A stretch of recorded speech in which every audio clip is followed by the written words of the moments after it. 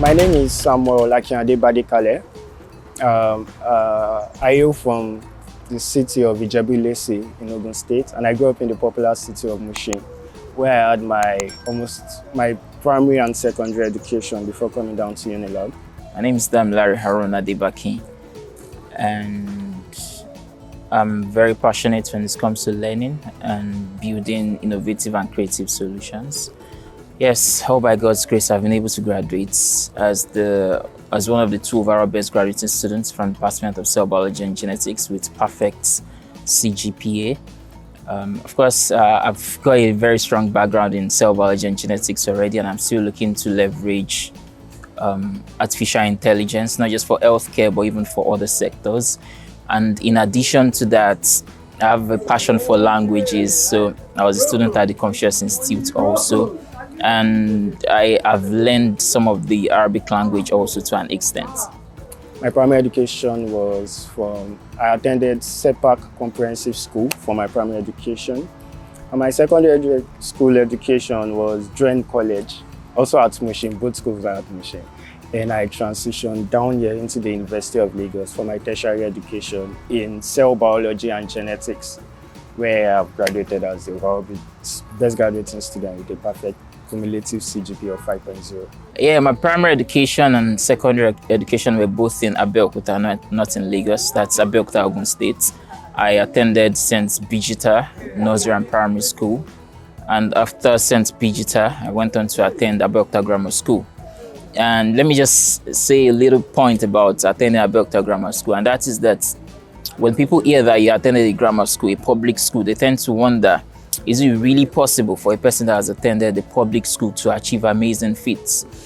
And I must take this moment to give kudos to the alumni of my own secondary school, because there's a very amazing structure and they spend a lot. So you can actually come to my public school and to my secondary school, and you look at it from outside and you're wondering, is this really a government school or even a tertiary institution? And that's because there's a lot of funding, there's a lot of impact from the alumni association. And that's also, that's not to say everything is from the alumni, but of course I give kudos to the government also, and to the amazing teachers and all the individuals that have contributed to having such an amazing secondary school.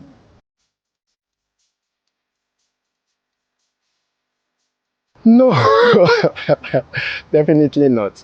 Well, coming out freshly out of secondary school, I wanted to study medicine and surgery. So I think first JAMB, that was 2016. Not really that much of a good score. I had a little above 200. So I applied to the University of Ibadan. I didn't get. In second JAMB, I also applied to the University of Lagos. But I didn't get medicine. I got fisheries. Then it took a lot of convincing. Then I was like, I'll write another JAMB.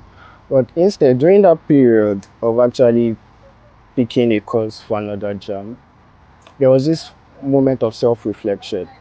Is it really medicine? Is it really what you wanted? Or is just what everybody is saying you should go for? Then I think after that moment of reflection, I attended tutorials. Then during tutorials, I realized I loved certain parts of biology more compared to the rest. One was the evolution, cell biology, genetics, those maybe pretty easy parts of biology, I thought. Then with that, I went through UNILAG courses, then saw cell biology and genetics, then wondered, why can't I go for this instead? Then I read more about it online, saw the potential in genetics. Then I decided, oh, this seems like a pretty impressive field. Let me go in. And with that, I chose cell biology and genetics for my third JAMB, and I got in. So, thank you. Well, I always wanted to study medicine and surgery. I tried for 4 years, right from 2014, kept trying to 2018. And one of the interesting points was that I actually did get an admission to study study medicine and surgery rather. And that was in Ukraine, not even in Nigeria. And the shocking path to that was I did not even tell anyone that I was processing admission to Ukraine. By myself, I submitted all the necessary documents, went on with the admission processing till I got the admission letter. And then when I got the admission letter, I met my dad and I said to my dad, Dad, I've got something to show you. I said, what's that? And I just gave it to him. Admission letter to Ukraine. And he looked at it, thought about it, and said, no, you can't do this. You know. And I did not argue. He explained to me why he felt not going for it was the best option for me. I never argued. I don't even remember feeling bad, you know. And so it's quite amazing seeing that I wanted something. Yes, I did get it at the point. Of course, throughout my application into Nigerian institutions, I didn't get medicine and surgery. But I did get it. And at the end of the day, it just turned out I was actually going to study cell biology and genetics. So when the opportunity opened and I was seeing the admission for cell biology and genetics on my portal, I had to make a choice whether I really wanted to take cell biology and genetics or not. And also at that point, I'd actually written a JUPEB exam before then. And that was not even in UNILAG, that was in FUNAB, the Federal University of Agriculture in Abeokuta. That's INOD FUNAB. And interestingly, I had joined that program. They started in September. I joined in February.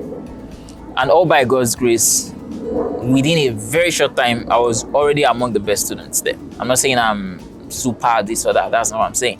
But I'm just saying I was already among the best students there. I got my results. At the end of the day, along the journey, I applied to medicine and surgery in the University of Lagos. But then I changed my course to biomedical engineering. That was for 200 level. And I was really looking forward to going on to study biomedical engineering. However, I just noticed that I wasn't seeing anything. My JAMB caps wasn't changing. And that was a source of concern. So when I tried to really research and dig deep, I found out the reason why I wasn't seeing any change on my portal was because I'd actually been, was because I didn't take further maths in my WAEC. And so because of that, I couldn't even take that option. So at the end of the day, I had to choose, do I really want to take admission into cell biology and genetics for 100 level? By the way, I had actually got botany for the 200 level. So I had to choose between botany and cell biology and genetics. And at the end of the day, I just decided to choose cell biology and genetics. You know, coming down between, do you want to go into 100 level or do you want to go straight to 200 level? Do you want to finish in 3 years or do you want to go through 4 years? And in addition to that, do you want to go through the stress of year one, or do you just want to go through direct entry and boom, you're done? But then cell biology and genetics is so related to medicine, and so I just said take cell biology and genetics, and here we are today, you know.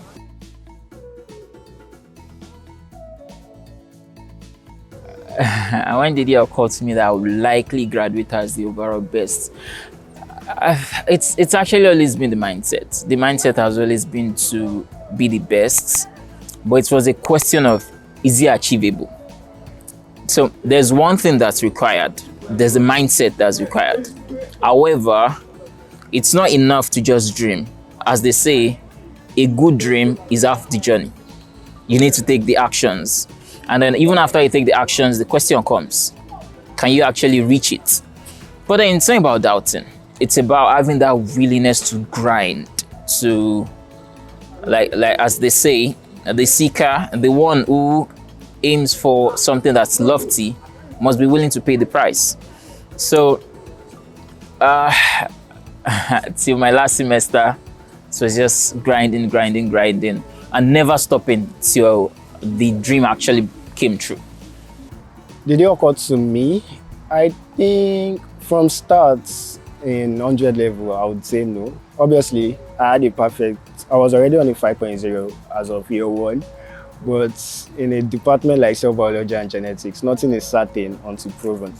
So I think the moment I began to realize that this seems feasible was probably after my third year, entering my final year. Then I realized I had lesser courses to cover compared to my previous years. And I had to just do more presentation courses in my final year, seminars, projects. Then at that point, I think it began to click. Then by my final semester, I was already like 99% sure that I would get a perfect CGPA. Oh Jesus. I would say almost every cell biology and genetics courses. Sincerely, it might look easy that two students actually graduated with a perfect CGPA from that department, but really, it's not that way. I think from year one, I had challenges. I think ZY 111, that was introduction to zoology. It was basically classification. We did both classification of organisms across, so picking each phylum and discussing on them. So I think that was a major challenge because I had to study harder for it compared to other courses. Then also my practical courses in year one. I think it was the first time, not like the first time, but it was the first time I would be open to a large practical class.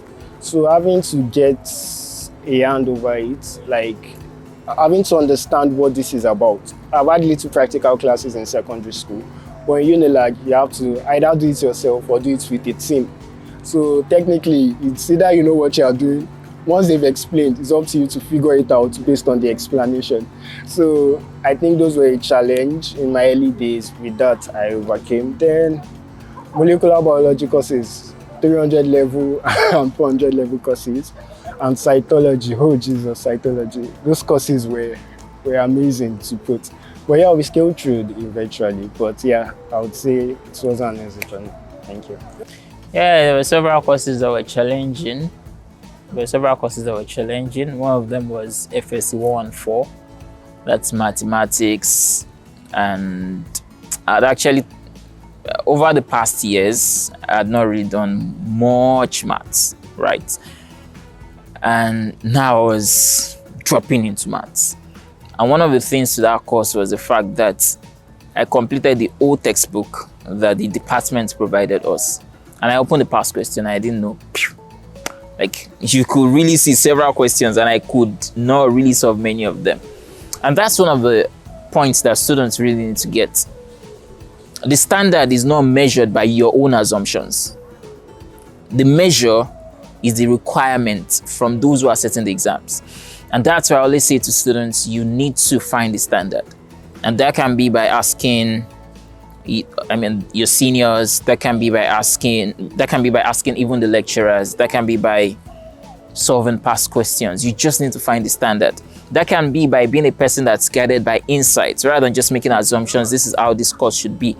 So it was really shocking because finishing a old textbook and then going into the past questions and you're unable to really solve many questions, that's really challenging. So one of the things I did was to meet someone and one of the seniors, and he really tried.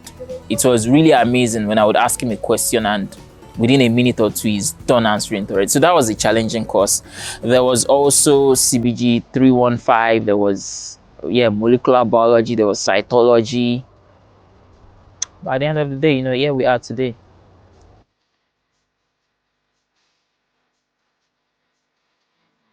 I think first thing, I was more of a shy person coming into the University of Lagos. I always kept to myself a lot.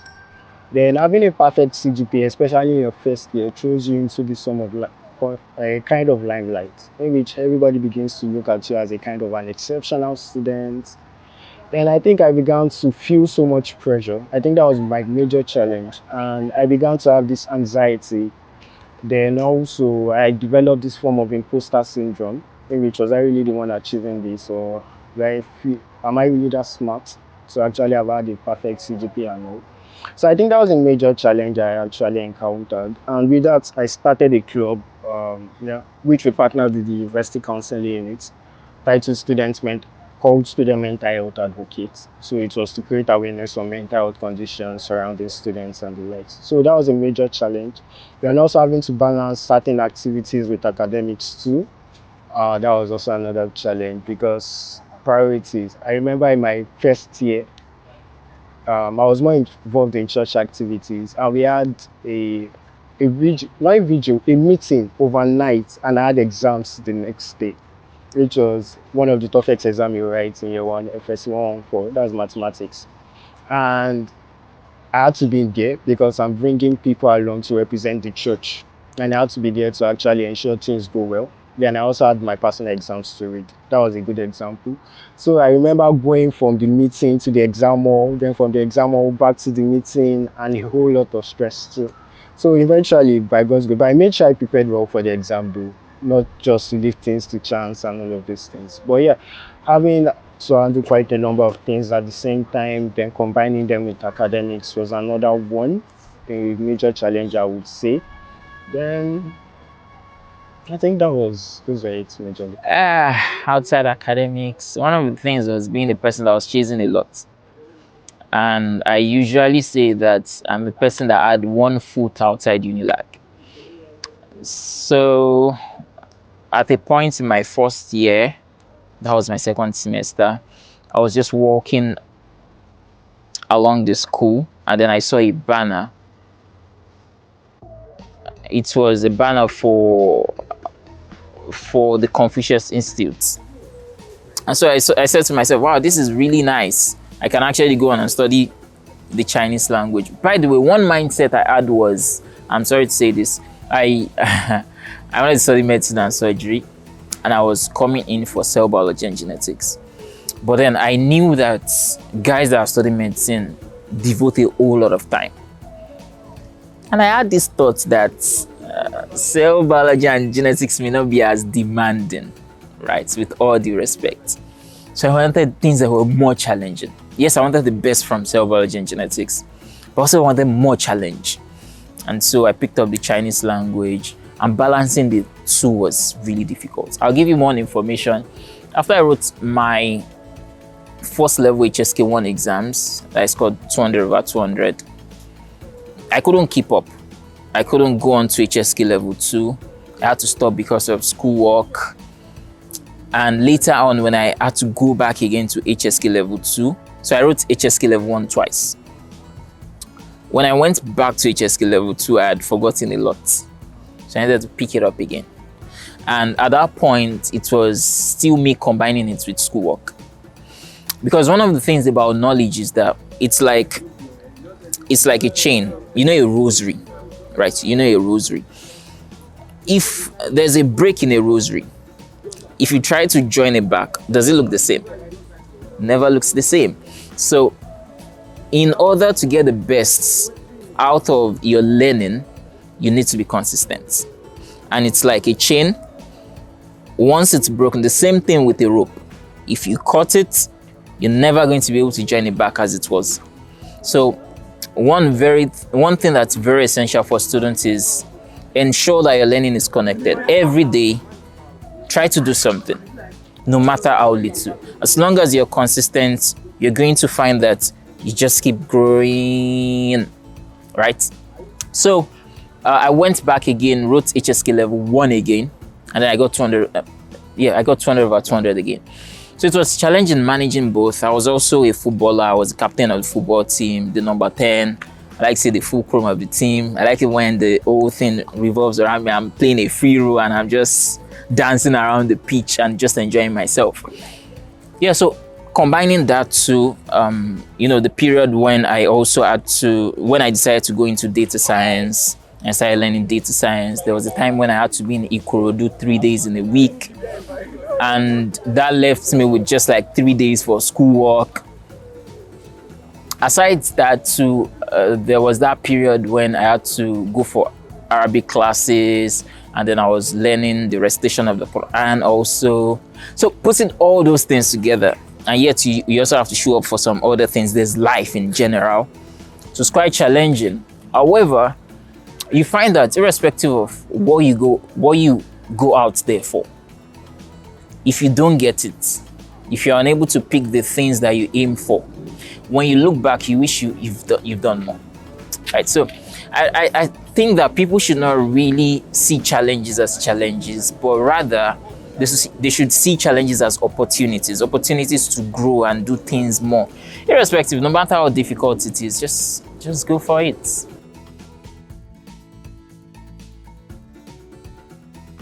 Okay, the way the internship work is called CIRES, Student Industrial Work Experience Scheme, is to enable students get more hands-on experience in internship, in the industry to see how it goes. So I had my first internship at the Nigerian Institute of Medical Research, NIMA, where I interned for 3 months. I interned at the Department of Molecular Biology and Biotech Technology. So there I gained hands-on experience on the molecular techniques such as nucleic acid extraction, polymerase chain reaction, agarose gel electrophoresis, ELISA, enzyme-linked immunoabsorbent assay, and quite a lot of other laboratory techniques needed in the field of molecular biology. So we had presentations too that we had to give at the end of the series. So I think that was my first major introduction to that, which happened in my second year. Then in my third year, it was required. I decided to choose a field which I would find more, I wanted to gain a deeper knowledge. So I decided to travel down to Osun State for my third year internship, which was at the Department of Biological Sciences, Redeemers University. So there I got more hands-on on microbiology techniques and application of molecular biology in microbiology techniques. There we had to screen for antimicrobial resistant genes using the basic DNA extraction, PCR, gel electrophoresis. Then also, as a molecular biologist, I had to learn certain microbiology skills like culturing, plating techniques, and storage of microorganisms, preparation of media, all of those things. So yes, and also I think during the academic strike too. So that's it on my industrial work experiences. So my internship was quite weird, or do I say odd or awkward? And there's a reason for saying that, because as a student in the departments of cell biology and genetics, you're expected to go for your internship in, say, a molecular lab or a genetics lab, or do something in environmental or conservation. But for me, one of the things about cell biology and genetics is that you're really going down to the basic level, and you're looking at how can you actually build from down up. Because when you have a full expression of something, it's more difficult to control. But then when you go down to the simplest point, it's easier to make some amendments or some corrections or do whatever you want to do. And then it builds up from there. And by the way, that's like one of the things Elon Musk is very good at. It goes down to the basic level and then builds up, cuts costs and all of that. So I actually wanted to see the expression of what we're studying on a macro level. I did not just want to see things on the micro level. And because of that, I decided to have my internship in the hospital. One, which is a bit odd. And then secondly, in the anatomic pathology department. And that was because I just really wanted to see what are these things? What do you mean cancer? What do you mean metastasis? And all of these things. What are these things? I didn't just want to just read. I want to see it, because I think that if I can actually see it on the macro level, I'm going to appreciate the micro level more, and it's going to make me more motivated. And because I'm able to connect the dots from the micro to the macro, I can actually become innovative and creative in the solutions that I provide. So that was why I made that decision. And the HOD of the department, I know I had a cover letter that I sent to her. Interestingly, in that cover letter, I had actually written, there was a funny point in that cover letter that I had written that I wouldn't be able to show up at work on a particular day or so. And I stated my reason there because of some other things I was learning and the scholarship I had in data science. I know how Nigeria can actually be that you're probably perceiving a rigid system that does not allow flexibility. And I just think that people should be sincere with themselves. If you want something and you need something, put it forward, don't be the one that says no to opportunities and the likes. And then I got a call from the HOD of the department, and she made me understand I couldn't get this particular number of days. Can we talk about this? and she was willing to bring me on board. And she was excited because she saw my portfolio and the things that I had been up to, and she was excited to bring me on board. And that was the first point that actually made me understand I was going to work with an amazing person. And going on to work with her, it was really amazing. One of the encounters I had that really heightened my passion for leveraging AI for healthcare. By the way, my interest in AI is not limited to healthcare. But there was this particular encounter, a breast sample following mastectomy. And you would actually be shocked that, how do I use a simple term here? But they were fungating ulcers. That's like, you've seen something that looks like a wound on the breasts. Looks like, they call them fungating ulcers. 2 of them, large in size, like a 15 by 6 by 6, if I remember clearly. And I was shocked that a patient would actually go on to carry that for so long. And that's one of the reasons why we actually need to improve our healthcare system. We need to make healthcare more accessible. We need to make healthcare improved. We need to really be willing to contribute to this social impact when we're talking about healthcare, really, because people are facing a lot. And we need to start looking at innovative solutions to challenges in healthcare. You can actually imagine a person carrying a breast cancer for so long as to have 2 big fungating ulcers. And that was a very, very big experience for me. And it's been one of the things that I think I can just say that it's actually made me achieve my goal of going to see how things happen at the macro level. So many of my mates went on to take their internship in molecular labs, genetics lab. I just wanted to see things on the macro level, and I'm actually very grateful that I did achieve that.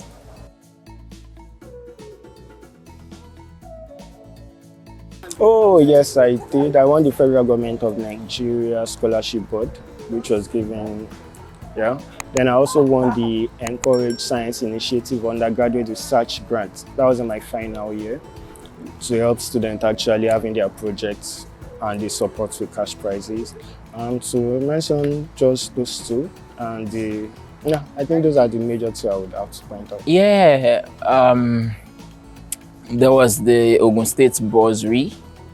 There was the Age 11 Segba scholarship. For the Age 11 Segba scholarship, that's actually for Ogun State indigenes, but people that are actually from Egba in Ogun State, yeah. So for that, we needed to write an exam, and then there was the oral interview. There was the oral interview where you had like a league, and you had to sit in the middle of them. You had professors there too, and they are throwing questions you need to answer. So you've got to have studied so much. And the benchmark was 70. So for those that actually reached the benchmark or scored higher, they got the scholarship. In addition to that, I got a scholarship. In addition to that, there was, from data science, I participated in the 3MTT monthly knowledge showcase. I did a deep learning for healthcare snippets, and what that was just feeding medical images of cancer into the algorithm and letting it predict whether these images actually showing an abnormal cell is actually showing abnormality, or there's actually no cancerous growth at all. So that actually won me a laptop with 3MTT. In addition, there was the data science scholarship on Udacity that was sponsored by Access Bank. That was a 2-stage kind of. So the first part to that is there were 10,000 of us that were selected from the larger pool of those that actually applied. And then from the 10,000, we had to go through a first phase on Udacity, and there was a final exam where they were only going to select 1,000 from 10,000. And yeah, after that, it came out well. I was part of the 1,000. I was part of Spark Academy. So Spark Academy is the Sprint AI training for African medical imaging knowledge translation program. That's Spark Academy. So at Spark Academy, you get trained about AI fundamentals, deep learning, machine learning for healthcare. In addition to that, one of the very amazing things about Spark Academy is you also go on to participate in the Mikai BRATS Challenge. Mikai is the Medical Imaging Computer Assisted Intervention Society. I think so. Sorry if I didn't get that correctly, but that's Mikai. And BRATS is brain tumor segmentation. So it's a brain tumor segmentation, like a benchmark for brain tumor segmentation. What you have to do is to develop an algorithm, a state-of-the-art model, or let's just say an algorithm for brain tumor segmentation. And that's one of the benefits of Spark Academy. You don't just learn, but you also go on to apply what you've learned. And it's also a train-the-trainer program where you're being trained and you're being expected to train others. And I took that initiative, that train-the-trainer initiative, and applied it in one of the organization that I founded, the initiative that I founded, which is Tech Bio. And what we also do is, yes, I've been able to earn several scholarships and numerous opportunities. I understand how much that has actually aided my growth. And many other people are also seeking opportunities. So if I've actually been able to gain so much from several people, several academia and the likes, then I should also be willing to offer to others. So what we do at Tech Bio, we offer free data science and soft skills training. I also got a fellowship at SAIL Innovation Lab. SAIL is Senator Abiru Innovation Lab in Ikorodu. Yeah. And that's sponsored by Sahara, they had several partnerships. And that was a 6-month fellowship. Data science, core data science was actually facilitated by a special assistant to the Honorable Minister, Dr. Boston Tijani, and that is Dr. Ajala. Dr. Ajala is also chairman, is called at ENCA, is the boss at ENCA. Let me just put it like that, and it's really amazing. So these several opportunities actually aided me in not just having a strong background in cell biology and genetics, but also going on to be a person that can build value, that can give value. Because it's not just enough to come up and just say, oh, I've gone on to school, I've read this, I've actually been able to pass my exams. What value proposition do I actually put forth? And so that was why I found it very essential to not just be a person that was up and running in school, but a person that was learning languages, a person that was taking things around machine learning, deep learning, AI, and all of that. And I think that the real beauty of all this is not even just offering value, but also going on to develop others. And just like I said, that's why we have Tech Bio.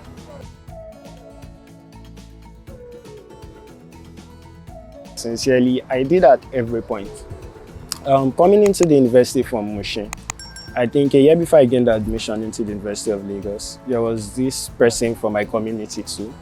He graduated as the overall best graduating student from Mushin too, Bosun Day. Then coming into the University of Lagos, something struck me because I'd always known that UNILAG to be a citadel of excellence, bringing the best of mind.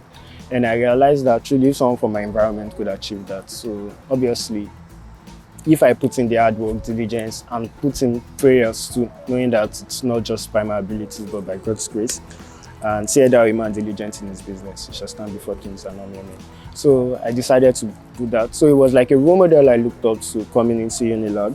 Then along the way, I had various individuals that my course advisor was also a mentor. She guided me on the importance of, especially immediately she knew I had the perfect CGPA. She guided me on the importance of what it meant, the opportunities it could open, and a whole lot of factors. Then, in terms of experiences where I intend, I met certain people that also guided me on the importance of research, especially in a field like molecular biology, publications, projects, and also my undergraduate project supervisors, Professor Okuzo, she's retired now. Then we also had Dr. Otsu.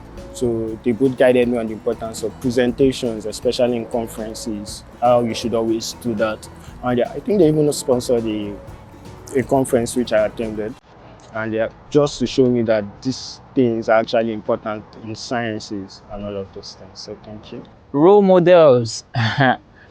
So the thing is, if you see a person, you're seeing a person, and you're told this person has actually gone on to achieve this, or this person has been able to realize this or actualize this, then know very well that that person is a sum of so many other individuals.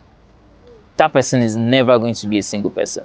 And in addition to that, that's why it's also said that if you see a people and you don't find them up and running and forthcoming, you don't find them as achievers, allow me to say with all due respect, then watch, it's most likely they did not find a role model to look up to.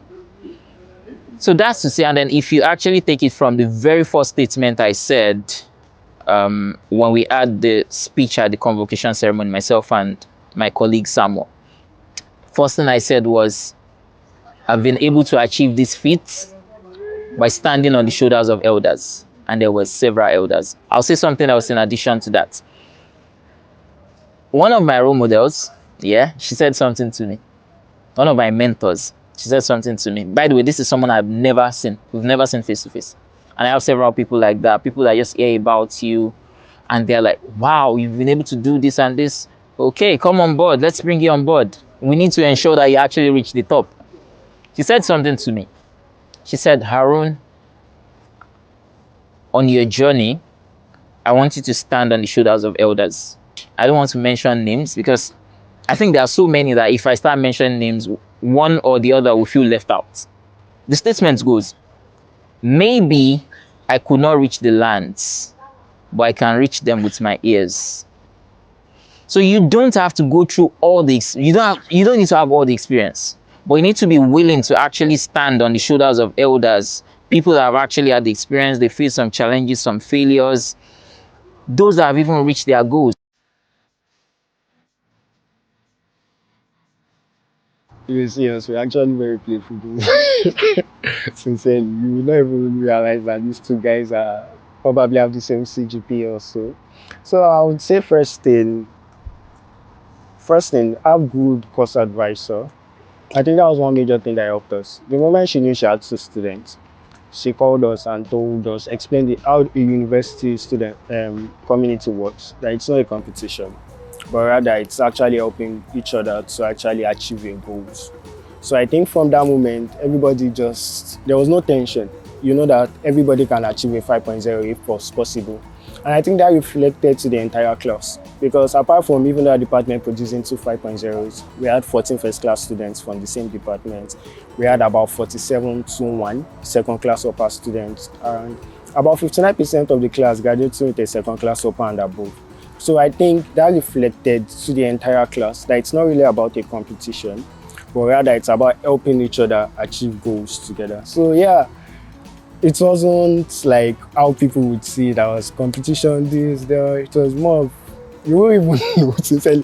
Most times I don't feel like I was on a 5 point or I had another person that was on a 5 point, if I would fall all of these things. It just didn't feel that way. Samuel was actually the coach of the football team. At a later point, we had a coach initially, Andrew, and then Samuel came on board and became the coach. And so you can actually see that we were not just guys that were just limited to academics, so guys that just step into the library, it's like, there's a cloth on the chair, somebody probably slept here, and it's those guys. No.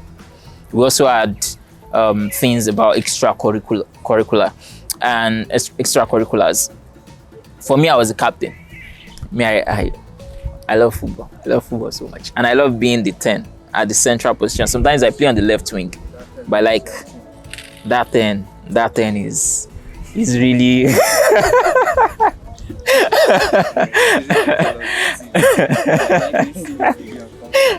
so we had a very good relationship. I like the fact that we could actually check on ourselves and we could get into class and I could see that it seems this guy has been up through the nights. Bro, how you doing? Are you good? And then exams are coming and it's like, bro, are you really putting in the effort? You know, we can't sleep. It's come a long way, we can't sleep. We've got to get to the end. And it's not going to be just one person that gets the end. We're reaching that end together.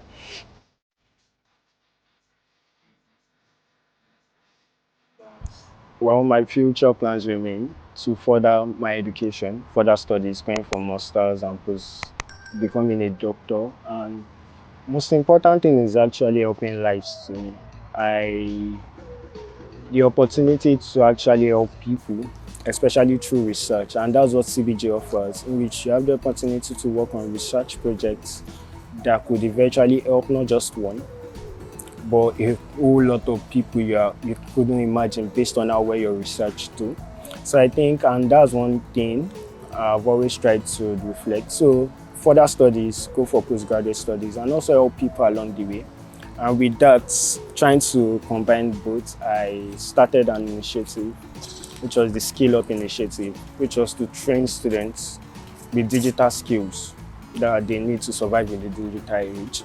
So we started with people in my community with Motion. We trained kids with basic digital skills, graphics design, word documentation. And we are currently expanding though. And also we've been licensed, I and someone, to host the first TEDx event in my community, TEDx Idiaraba. So the team would be Rise Above. It's just to showcase the importance that truly your dreams are achievable irrespective of the situation. So yeah, what next? Go for masters and postgraduate, and also have a medium in which I can help people. What is next? Sorry, can you tell me what's going to happen tomorrow?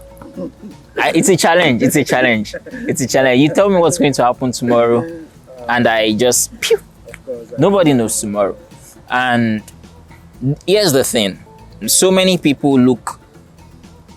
They say there's this thing about anxiety and regret or worry. Let's say regret.